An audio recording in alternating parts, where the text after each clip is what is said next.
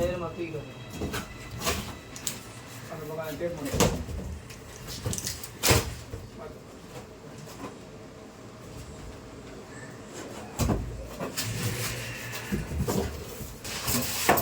தர்ஷன் படுத்து கூடாது.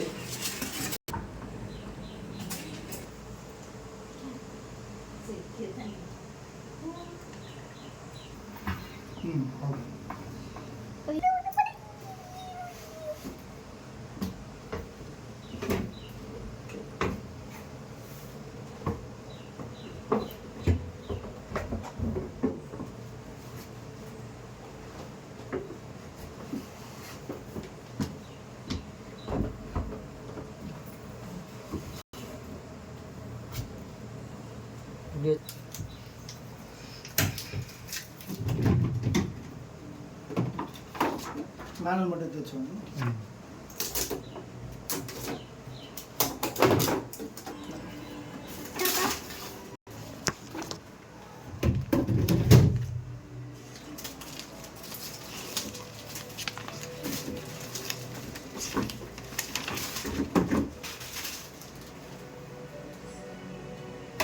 பில்லு கூட கொடுத்துருங்க. பாயிண்ட் எங்கே இருக்கு? பாயிண்ட் வந்து எப்படி வைக்கிற மாதிரிமா இங்கே பின்னாடி இப்படியே தள்ளி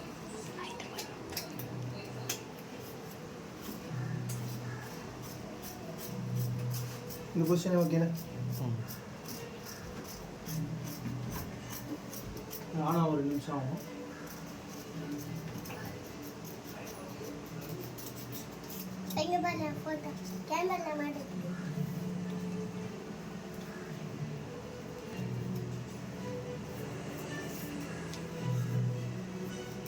வந்து எதுவுமே பண்ண தேவையில்லை.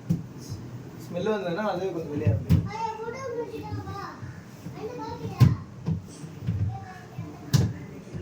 இது இப்படி தான் இருக்குமா? போட்டிருக்கீங்க அது கரெக்டாக இதாகிடும்.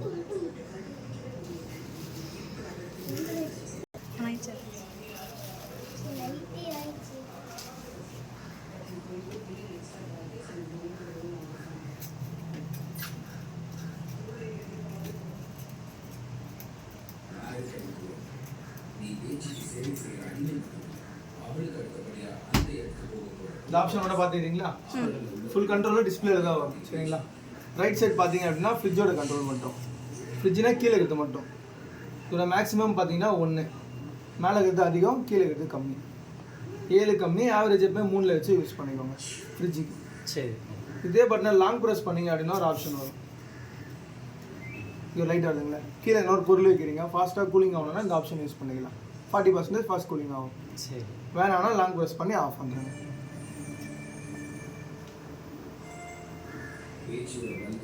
இப்போ நான் ஆவரேஜ் 3லேயே வச்சேன். அப்படியே லெஃப்ட் பார்த்தீங்கன்னா ஃப்ரீசர் மேலே இருக்குது. இதோட அதிகம் பார்த்தீங்கன்னா -23, கம்மி வந்து 15. இதோட ஆவரேஜ் 19ல் வச்சு யூஸ் பண்ணிக்கோங்க. இதே கரெக்டாக இருக்கும். சேம் இதுலேயே அதே ஆப்ஷன் இருக்குது. லாங் ப்ரெஸ் பண்ணிங்கன்னா ஃப்ரீசர் பவர்ஃபுல்லாக ஆன் ஆகிடும். இங்கே இருக்குங்களா? ரொம்ப மேலே எல்லாம் ஐஸ் வைக்கிறீங்கன்னா ஃபாஸ்ட்டாக கட்டி ஆகும். வேணான்னா லாங் ப்ரெஸ் பண்ணி ஆஃப் பண்ணிக்கோங்க. இது ரெண்டு புரிஞ்சிச்சிங்களா? எவ்வளோ நேரத்தில் அது வந்து ஐஸ்கிரீம்லாம் வருது? 7 hours ஆகும்.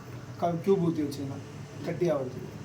இல்லை இப்போது நீங்கள் சொன்னீங்களா ஃபாஸ்ட்டு வச்சிங்கன்னா 4 hours ஆகும். 4 hours ஆகும். 40% மேலே தான் ஃபாஸ்ட் கூலிங் ஆகும்.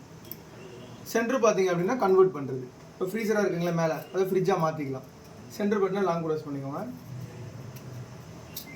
இப்போ ஃப்ரிட்ஜாக கன்வெர்ட் ஆகிடும். இப்போ மேலேயும் ஃப்ரிட்ஜு, கீழேயும் ஃப்ரிட்ஜு, டோட்டலாகவே ஃப்ரிட்ஜாக ஒர்க் ஆகும். சரி. அகைன் ஃப்ரீசரே வேணும்னா சேம் அதே பண்ண லாங் ப்ரெஸ் பண்ணிங்கன்னா நார்மல் ஃப்ரீசருக்கே வந்துடும். புரியுதுங்களா? சிம்பிளாக தான் இருக்கும். ஃப்ரீசரில் ஸ்டீல் பாத்திரம் எதை வச்சுக்காதீங்க, பிளாஸ்டிக் மட்டும் வச்சுக்கோங்க. கீழே எது வேணால் வச்சுக்கலாம். இது கரண்ட் போனால் கூட 5 மணி நேரம் இதில் கூலிங் தாங்கும். ஃபுல் பேக்கில் மட்டும். பால் எதுனா இருந்தால் கூட மேலே வச்சு யூஸ் பண்ணிக்கலாம். ஆமாம். சரி. கீழே நார்மலாக எது வேணால் வச்சுக்கலாம். பால் வைக்கணும்னா மேலே வச்சுக்கோங்க. மாவு ஐட்டங்க வச்சுக்கோங்க. ஃப்ரூட் வெஜிடபிளாக பாக்ஸில் மட்டும் வச்சு யூஸ் பண்ணிக்கோங்க. வெளியே வச்சு யூஸ் பண்ணாதீங்க. ஃபுல்லாக க்ளோஸ் பண்ணி கவரில் டைட்டாக கட்டிலாம் இருக்கக்கூடாது. காற்று போகிற மாதிரி வேணும். சரிங்களா? இப்போ 2 ஹவருக்கு எதுவுமே வைக்காதீங்க. எம்டிஆர் ரன் ஆகட்டும். 2 ஹவருக்கு அப்புறம் பொருள் வச்சு யூஸ் பண்ணுவீங்க. ஃப்ரிட்ஜு லெஃப்ட்டு ரைட்டு 2 பக்கமும் கொஞ்சம் ஹீட் ஆகும். கூலிங் ஆகிடுச்சுன்னா அந்த ஹீட்டு கம்மியாகிடும். ஏன்னா காயில் வந்து ஃப்ரிட்ஜு உள்ளே தான் வரும். அதனால தான் இந்த ஹீட் இருக்கும்.